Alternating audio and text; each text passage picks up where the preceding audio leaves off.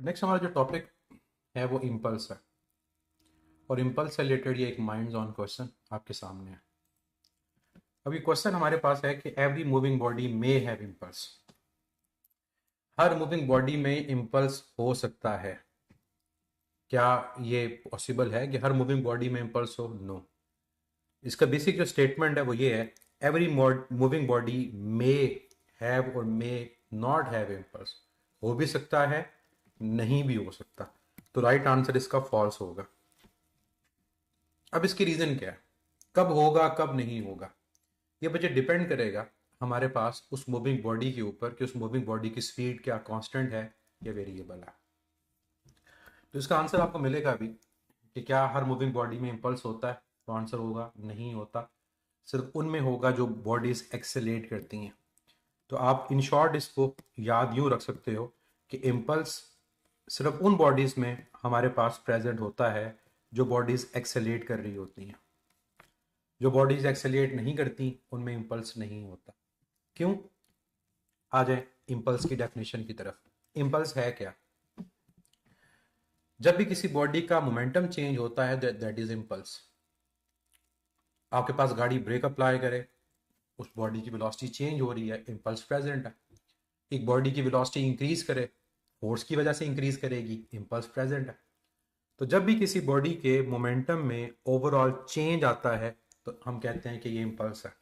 और ये सबसे बेसिक फार्मूला इम्पल्स का इसी से आता है कि impulse is delta P, change in momentum, जिसको हम कई दफ़ा सॉल्व करने के लिए फाइनल वैल्यू और इनिशियल वैल्यू का डिफरेंस लेते हैं। कई दफ़ा सॉल्व करने के लिए m times V F minus V I लेते हैं।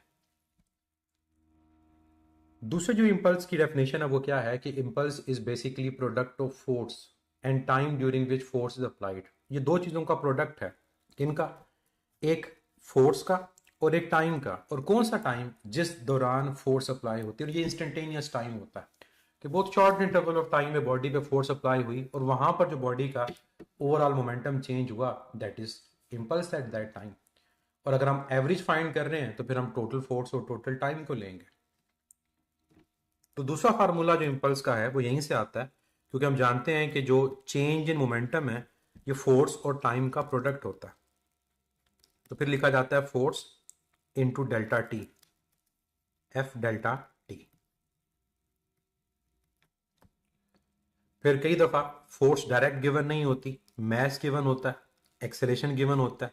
और कई दफा एक्सेलेरेशन फाइंड करने के लिए हमें इक्वेशन ऑफ मोशन को यूज करना पड़ता है। लेकिन जब भी फाइंड करेंगे हमारे पास आंसर आ जाएगा। मोमेंटम का जो यूनिट होगा वही यूनिट इम्पल्स का भी होगा। तो यूनिट हमारे पास इम्पल्स का न्यूटन सेकेंड ही होता है, यानी किलोग्राम मीटर पर सेकेंड ही यूज होगा, कोई डिफरेंट यूनिट यूज नहीं होता। डायरेक्शन क्या है? इम्पल्स की डायरेक्शन क्या होती है? मल्टीपल आंसर्स आपके पास आ सकते हैं।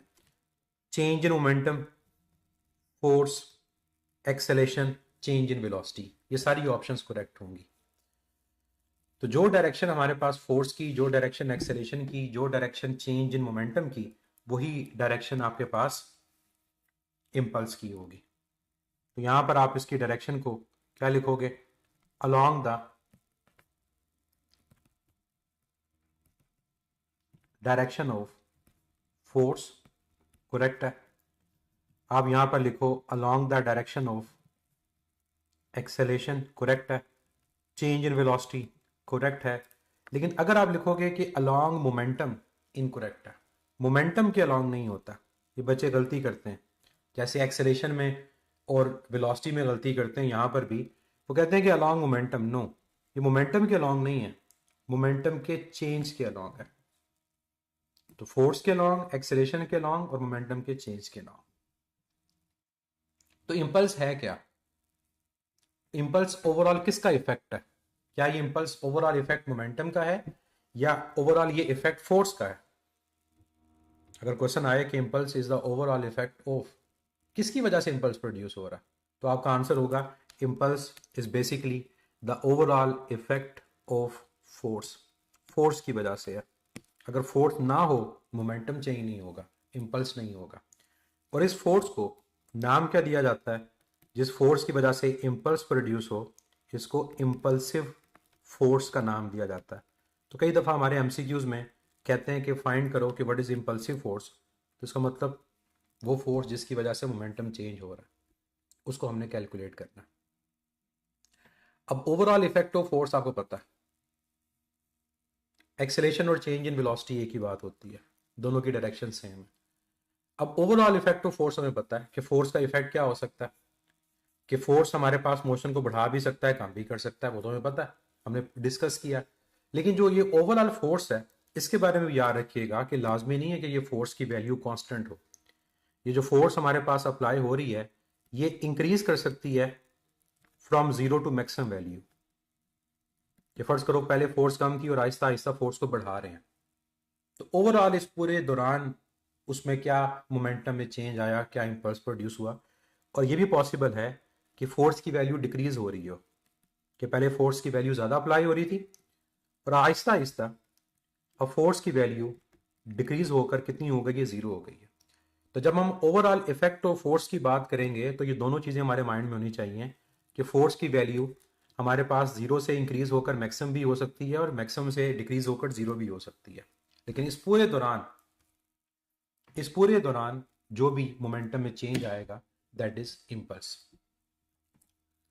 अब ग्राफ जहां से हम इम्पल्स को कैलकुलेट करते हैं, जो सबसे सिंपल ग्राफ है वो फोर्स और टाइम का ग्राफ होता है। और फोर्स और टाइम के ग्राफ के अंदर जो एरिया अंडर द ग्राफ होगा, हम जानते हैं कि ये चेंज इन मोमेंटम है। तो एरिया अंडर द ग्राफ अगर चेंज इन मोमेंटम है तो चेंज इन मोमेंटम आपका इम्पल्स है। अब जरा मुझे इस ग्राफ को रीड करके बताएं, यहाँ फोर्स की वैल्यू क्या है? क्या फोर्स की वैल्यू यहाँ कांस्टेंट है? जब यहां पर हम इम्पल्स को कैलकुलेट कर रहे हैं तो क्या यहाँ फोर्स की वैल्यू कांस्टेंट है? नो, फोर्स की वैल्यू जीरो से इंक्रीज होकर किसी मैक्सिमम वैल्यू को अचीव कर रही है और हम यहाँ पर इम्पल्स को कैलकुलेट कर रहे हैं। तो ये ओवरऑल इफेक्ट ऑफ फोर्स है ना, कि फोर्स की वैल्यू जब चेंज हो रही है ओवरऑल तो उसमें हमारे पास मोमेंटम का चेंज कितना है। ग्राफ नीचे की तरफ आएगा, फोर्स की वैल्यू डिक्रीज हो रही होगी। सेकेंड ग्राफ को देखें, क्या सेकेंड ग्राफ में भी जो ये एरिया होगा दिस वन, क्या ये ओवरऑल एरिया इम्पल्स को रिप्रेजेंट करेगा? क्या सेकेंड ग्राफ के अंदर भी अगर मैं इस ओवरऑल एरिया की बात करूं जिसको मैं शेड कर रहा हूं, क्या ये इम्पल्स को रिप्रेजेंट करेगा? यस, ये इम्पल्स को रिप्रेजेंट करेगा। तो यहां पर भी हमारे पास जो ये शेडेड एरिया आपके पास आ रहा है ये किसके इक्वल है? ये इम्पल्स के इक्वल है। किसके इक्वल है? ये इम्पल्स के इक्वल है। अब जरा यहां पर जरा फोर्स के इफेक्ट को देखें कि फोर्स का इफेक्ट क्या है। फोर्स की वैल्यू जीरो से इंक्रीज होकर मैक्सिमम हुई और फिर मैक्सिमम से जीरो हो गई। फोर्स की वैल्यू जीरो से इंक्रीज होकर मैक्सिमम हुई और मैक्सिमम से जीरो हो गई। तो क्या यहां पर भी हम यही काम नहीं कर रहे कि ओवरऑल इफेक्ट ऑफ फोर्स के दौरान फाइंड कर रहे हैं कि इम्पल्स की वैल्यू क्या होगी? नेक्स्ट, कई दफा ग्राफ में डायरेक्ट फोर्स टाइम मेंशन नहीं होते, एक्सेलेरेशन टाइम मेंशन होते हैं। क्या यहां से भी आप इम्पल्स को कैलकुलेट कर सकते हो? क्या अगर ग्राफ डायरेक्ट फोर्स और टाइम का गिवन ना हो, एक्सेलेरेशन और टाइम का गिवन हो, क्या यहां से भी आप इम्पल्स को फाइंड कर सकते हो? अगर मैथ्स गिवन हो, कंडीशन बता देता हूं कि मैथ्स गिवन है, क्या यहां से भी इम्पल्स फाइंड हो सकता है? यस। कैसे? आप पहले इस ग्राफ का एरिया फाइंड करोगे और इस ग्राफ का एरिया किसके इक्वल आएगा? ये ग्राफ का जो एरिया है ये चेंज इन वेलोसिटी के इक्वल आएगा, ये बताया था आपको। और जब यहां से चेंज इन वेलोसिटी आ गई तो इम्पल्स किसके इक्वल है? इम्पल्स आपके पास इक्वल है मास time change in velocity, this one. तो यहां से आपके पास आंसर फाइंड हो जाएगा। और चेंज इन वेलोसिटी कहां से आ रहा है? चेंज इन वेलोसिटी ग्राफ के एरिया से आ रहा है। एरिया चेंज इन वेलोसिटी देगा, मास मल्टीप्लाई करोगे, इम्पल्स की वैल्यू फाइंड हो जाएगी। अब आपको ये पता चल गया कि इम्पल्स की बेसिक रीजन क्या है। तो अब ये जो क्वेश्चन था कि क्या हर मूविंग बॉडी में इम्पल्स होता है या नहीं होता, इस आंसर को हम एक्सप्लेन कर सकते हैं। इसका आंसर होगा इम्पल्स जीरो भी हो सकता है, नॉन जीरो भी हो सकता है। इम्पल्स जीरो कब होगा? इम्पल्स जीरो उस टाइम पे होगा जब बॉडी पे कोई फोर्स अप्लाई नहीं कर रही, बॉडी एक्सेलेरेट नहीं कर रही, बॉडी या तो रेस्ट पर है या उसकी वेलोसिटी क्या है, वो यूनिफॉर्म है। क्योंकि इन तमाम केसेस के अंदर उसके मोमेंटम में कोई चेंज नहीं आ रहा, जिसकी वजह से इम्पल्स जीरो है। और हम ये भी कह सकते हैं कि जो हमारे पास नॉन एक्सेलेटेड सिस्टम्स होते हैं या non accelerated frame of reference होते हैं, उनके अंदर इम्पल्स जीरो होता है। ये हमने कंक्लूड कर दिया। और इम्पल्स हमारे पास कब नॉन जीरो होगा? इसका आंसर अब आप कह सकते हो जब फोर्स किसी सिस्टम पे अप्लाई हो रही हो। जैसे एक फ्रीली फॉलिंग बॉडी है, उस पर फोर्स अप्लाई हो रही है, उसमें इम्पल्स है। जब बॉडी एक्सेलेरेट कर रही हो, जब वेलोसिटी आपकी यूनिफॉर्म ना हो, वेलोसिटी चेंज हो रही हो, तो इम्पल्स प्रेजेंट होगा। और इम्पल्स प्रेजेंट है तो चेंज मोमेंटम में आ रहा है। इसका मतलब सिस्टम क्या है? सिस्टम आपका एक्सेलेटेड है। तो ये तमाम तरह से इन पॉइंट्स को एक्सप्लेन किया जा सकता है। जो थर्ड बचे ग्राफ है वो कुछ भी नहीं है। ये आप लोगों ने पीछे अगर एक्सेलेशन का टॉपिक पढ़ा था तो उसमें मैंने बताया था कि एक्सेलेशन और टाइम का ग्राफ हो तो उसका जो एरिया होता है वो चेंज इन वेलोसिटी होता है। क्योंकि जब आप यहाँ पर एरिया कैलकुलेट करोगे तो एरिया में आपको परपेंडिकुलर और बेस को मल्टीप्लाई करना है। तो परपेंडिकुलर आपके पास एक्सेलेशन है, बेस आपके पास टाइम है। जो भी शेप है, एक्सेलेशन और टाइम किसके इक्वल होते हैं? ये चेंज इन वेलोसिटी के इक्वल होते हैं। तो एरिया आपको चेंज इन वेलोसिटी बता देगा। उसको मल्टीप्लाई कर दो मैथ से, तो math into change in velocity क्या है?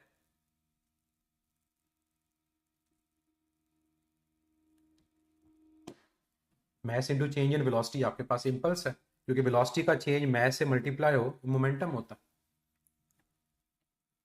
क्लियर? अब नेक्स्ट एक बड़ा इंपॉर्टेंट रिजल्ट इंपल्स के इस फार्मूला के हवाले से कि अगर दो बॉडीज में चेंज इन मोमेंटम इक्वल हो, अगर दो बॉडीज में जो चेंज इन मोमेंटम ओवरऑल आ रहा है, वो ओवरऑल क्या आ रहा है? वो इक्वल आ रहा है, यानी इंपल्स इक्वल है, तो फिर फोर्स का और टाइम का आपस में क्या रिलेशनशिप होगा? अगर दो बॉडीज में चेंज इन मोमेंटम इक्वल हो तो फिर फोर्स और टाइम का आपस में क्या रिलेशनशिप होता है? जिन बच्चों को कंफ्यूजन होती है वो याद रखें कि जब भी दो क्वांटिटीज मल्टीप्लाई हो रही होती हैं, उन क्वांटिटीज के अंदर इन्वर्स रिलेशन होता है। जैसे बॉयज लॉ, प्रेशर वॉल्यूम का प्रोडक्ट। और जब दो क्वांटिटीज डिवाइड हो रही होती हैं तो उन क्वांटिटीज में डायरेक्ट रिलेशन होता है, चार्ज लॉ, वॉल्यूम और टेम्परेचर। तो फोर्स और टाइम का प्रोडक्ट कांस्टेंट है, तो इसका मतलब इन दोनों के दरमियान हमारे पास जो रिलेशन होगा वो इन्वर्स रिलेशन होगा। अब इस इन्वर्स रिलेशन को ज़रा समझिएगा और अप्लाई करने की कोशिश कीजिएगा। जब किसी बॉडी पे ज़्यादा फोर्स अप्लाई होगी तो टाइम कम होगा ताकि इंपल्स इक्वल हो। क्या ये बात करेक्ट है? अगर आप एक बॉडी पे ज़्यादा फोर्स अप्लाई कर रहे हो तो आपको टाइम रिड्यूस करना पड़ेगा ताकि मोमेंटम का चेंज यानी इंपल्स इक्वल हो। एग्जाम्पल क्या है? एग्जाम्पल ये कि अगर कोई बैट्समैन हिट लगाता है और वो अपने बैट को और बॉल का कांटेक्ट कम टाइम के लिए रखता है तो उसको फोर्स ज़्यादा लगानी पड़ेगी। लेकिन दूसरी तरफ एक और प्लेयर है जो फोर्स कम लगाता है लेकिन वो टाइम ऑफ कांटेक्ट बढ़ाता है। तो अगर वो फोर्स कम लगा रहा है तो उसको टाइम ऑफ कांटेक्ट को बढ़ाना पड़ेगा ताकि वो अपना जो टारगेट है, इक्वल इंपल्स, वो अचीव कर सके। एक और एग्जांपल इसमें आती है फोर्स और टाइम के दरमियान रिलेशनशिप की, कि जब आप क्रिकेट के अंदर या किसी भी हैवी चीज़ को कैच करो तो उस चीज़ का आपके हाथ के साथ कांटेक्ट है, कितनी देर तक वो आपके हाथ के साथ कांटेक्ट में रहती है। अगर आप उस कांटेक्ट को बढ़ा दो, जैसे क्रिकेट में बॉल को पकड़ के हाथों को पीछे लेकर जाया जाता है तो टाइम बढ़ा लिया जाता है। तो जब टाइम बढ़ जाएगा तो ऑटोमेटिकली फोर्स कम हो जाएगी। तो फोर्स और टाइम का हमें जो रिलेशनशिप पता चला, अगर इक्वल इंपल्स हो तो वो क्या होता है? इनवर्स। क्या रिलेशन है? इनवर्स होता है। आप एक बिल्डिंग से जंप लगाओ नीचे ग्राउंड फ्लोर के ऊपर, दो ऑप्शन हैं। पहले ऑप्शन में आपके पास नीचे कंक्रीट फ्लोर है और दूसरी ऑप्शन आपके पास ये है कि नीचे सैंड है, रेत पड़ी हुई है। किस केस में आपको चोट लगने के चांसेस ज्यादा हैं? ऑब्वियसली कंक्रीट में। क्योंकि कंक्रीट रिजिड है, और जो चीज़ें रिजिड होती हैं ना, उनका रिस्पॉन्स टाइम, रिएक्शन टाइम कम होता है, जो चीज़ें रिजिड हों। तो कंक्रीट का जो रिएक्शन टाइम है वो कम है। अब रिएक्शन टाइम कम है, इस वजह से जब गिरोगे तो आपको फोर्स आप पे ज़्यादा लगेगी, चोट ज़्यादा लगेगी, जो इम्पैक्ट फोर्स होगी वो ज़्यादा होगी। जब रेत की बात करें, रेत कंप्रेस हो जाती है, रेत की जगह मैट्रेस पड़ा हो, तो जब रेत पे गिरेंगे तो टाइम ऑफ कांटेक्ट बढ़ जाएगा, तो जो रेत का रिएक्शन फोर्स है वो कम हो जाएगी। गाड़ियों के अंदर एयर बैग्स होते हैं, क्यों? रीज़न यही है। हेलमेट क्यों पहनते हैं? रीज़न यही है। क्रिकेट में या डिफरेंट स्पोर्ट्स में जो आप पैड पहनते हो, ग्लव्स पहनते हो, उन तमाम सेफ्टी इक्विपमेंट की रीज़न क्या है? टाइम ऑफ कांटेक्ट को बढ़ाना। और जब टाइम ऑफ कांटेक्ट बढ़ जाएगा, ऑटोमेटिकली जो रिएक्शन फोर्स होगी वो रिड्यूस हो जाएगी।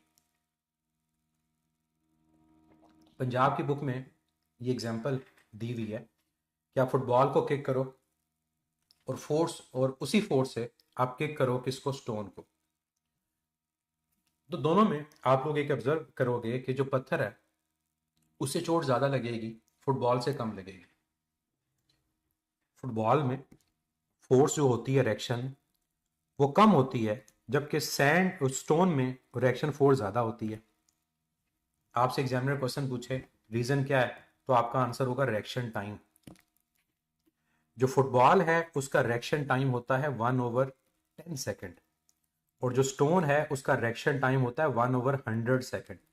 अब जरा कंपेयर करके देखें किसका टाइम कम है, किसका टाइम ज्यादा है। जो स्टोन है उसका रिएक्शन टाइम कम है, तो फोर्स ज्यादा लग रही है, और जो बॉल है उसका रिएक्शन टाइम ज्यादा है, तो फोर्स कम लग रही है। सिंपल सी जो रिलेशन है उसको आप अप्लाई करो कि दोनों के अंदर आपके पास आंसर क्या आएगा। यहाँ टाइम कम, फोर्स ज़्यादा, और यहाँ टाइम ज़्यादा, फोर्स की वैल्यू वो कम है। तो ऐसे क्वेश्चन अगर आपके पास आते हैं तो आपको रीज़न पता होनी चाहिए कि रीज़न क्या है, कि फोर्स और टाइम का इनवर्स रिलेशन है। ये दो क्वेश्चंस आपके पास स्क्रीन पर हैं, एक ग्राफिकल क्वेश्चन है और एक न्यूमेरिकल क्वेश्चन है। जल्दी से इनको सॉल्व करें ताकि फिर हम अपने लेक्चर को वाइंड अप करें। पहले क्वेश्चन में फोर्स गिवन है, मैस गिवन है, टाइम गिवन है, इंपल्स कैलकुलेट करनी है। दूसरे क्वेश्चन में फोर्स और टाइम का ग्राफ गिवन है, और अब वहां पर भी आप लोगों ने इंपल्स को कैलकुलेट करना है।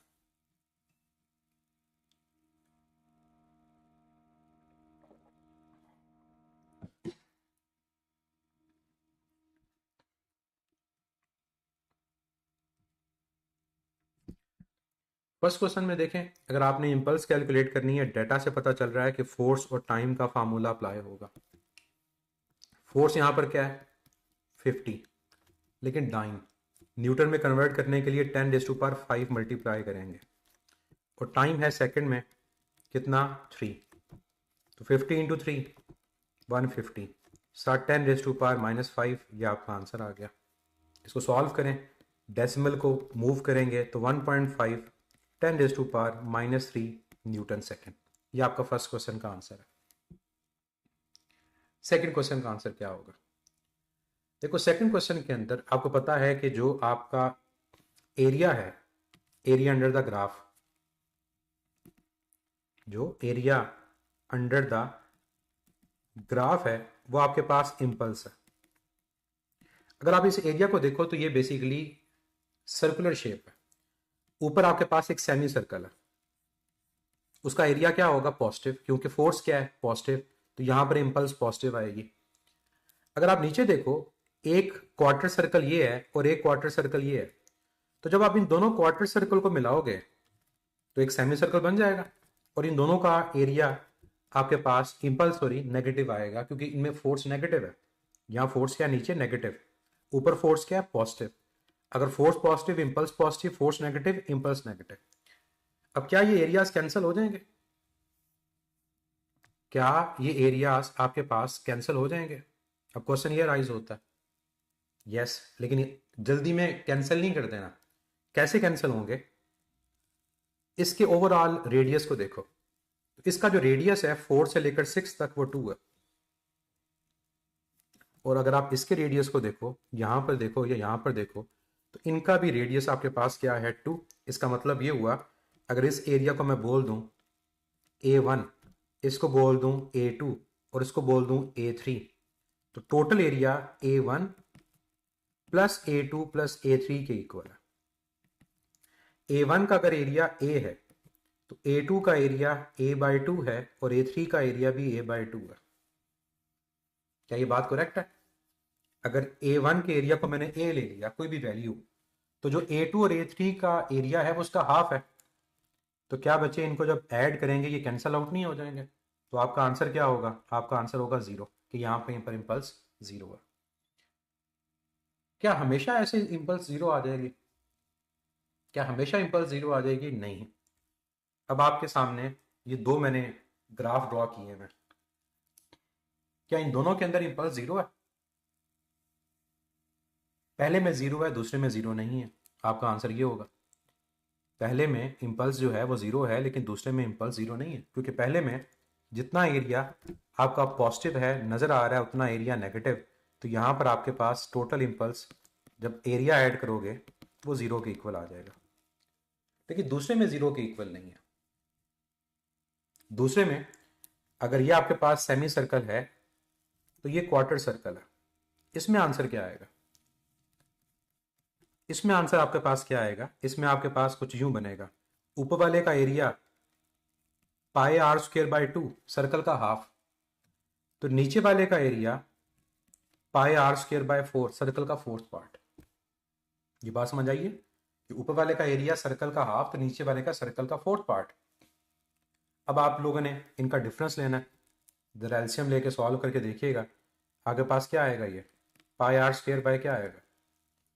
πr²/2 या πr²/4? ये आएगा πr²/4। पाई की वैल्यू 3.14। कितना रेडियस है यहाँ पर? ये रेडियस है जो 2 के इक्वल है। यहाँ आएगा 2, डिवाइड किसे होगा? 4 से, तो ये 4 इससे कैंसिल हो गया, तो आपका आंसर क्या आ गया? 3.14 न्यूटन सेकेंड। ठीक है, तो सर्कुलर अगर आपके पास एरियाज हों उनको भी सॉल्व करना मुश्किल नहीं होता। जैसे ट्राइंगल का स्फीयर का एरिया में पता है, सर्कल का एरिया भी पता है, उनको वैल्यू सब्स्टिट्यूट करके सॉल्व करें, हमारा आंसर फाइंड हो जाता है। यूनिट का ख्याल रखना है, जैसे यहाँ न्यूटन है और यहाँ सेकेंड है तो ठीक है, अगर यूनिट डिफरेंट होंगे तो फिर आपको वैल्यूज पुट करनी पड़ेगी। इम्पल्स से रिलेटेड कंसोलिडेशन क्वेश्चन, जिसका आंसर आप लोग मुझे कल देंगे। क्वेश्चन है कि a figure shows position time graph of one dimensional motion of a body of mass 0.4 kilogram. The magnitude of each impulse is. Question में आपको पोजीशन टाइम ग्राफ यानी डिस्प्लेसमेंट टाइम ग्राफ गिवन है, body का मास 0.4 kilogram है, each impulse find करनी है। Each impulse का मतलब यह है कि हर दफ़ा जब फोर्स मिनिमम से मैक्सिमम, मैक्सिमम से मिनिमम हो रही है तो ओवरऑल इम्पल्स कितना प्रोड्यूस हो रहा है।